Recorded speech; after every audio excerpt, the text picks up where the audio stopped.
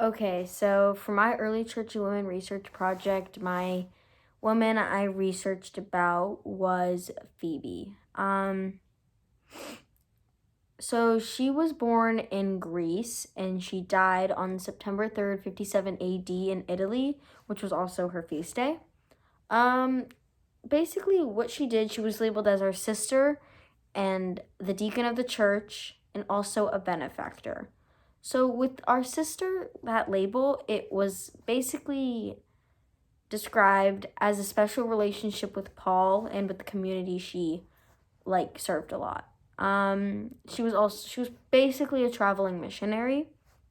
The deacon of the church symbolizes the serving of the Lord and serving of the church, obviously. She was a leader in the Christian assembly. And the benefactor was practically a patron of the church. She provided the church financially, hosted meetings and liturgies in her home, and she helped provide a stable relationship between the people and the church of the city. Okay. What was said about Phoebe was that she was an inspiration and led her community in unity, patience, and respect for the love of God.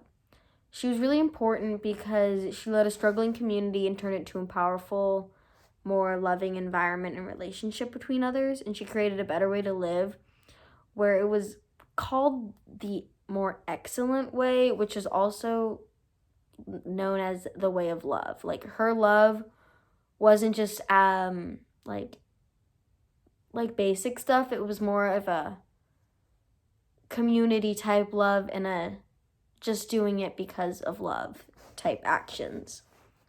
What makes her important to us today is that she was a role model for women of the church, especially for the ones who felt more inferior in the church, which is how like a lot of women felt in the church. So some interesting factoids about Phoebe was that her name meant pure or radiant as the moon. She also had brief spots in the Bible where her name was mentioned, which is surprising because of her character and everything about her. But yeah, her devotion to the church helped her gain a lot of courage, and she became a friend to any converts in trouble and in need. She faced a lot of oppression, but the courage and her faith really helped her get through all that.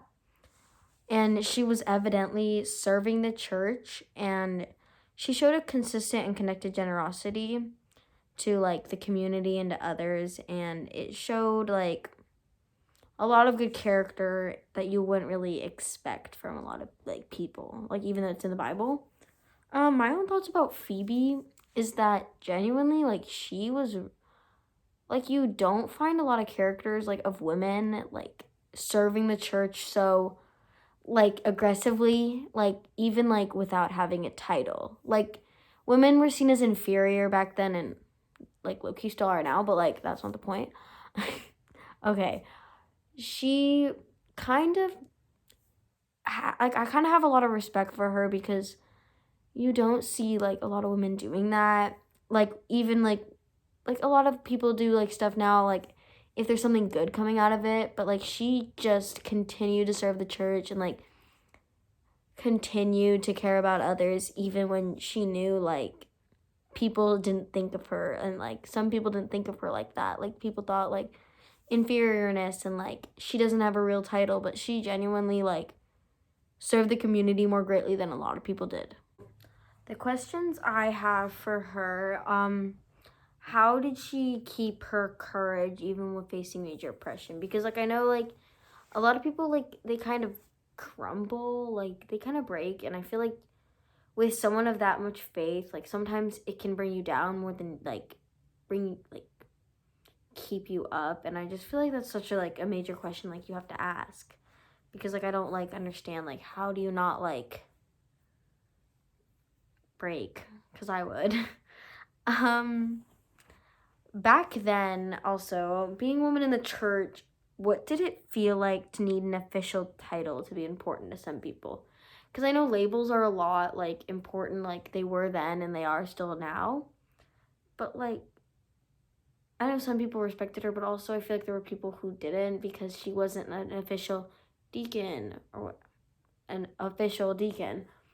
And like, I just feel like that's kind of like, how did she gain respect from others without having that a title that made her seem already respected? Those are like my major questions.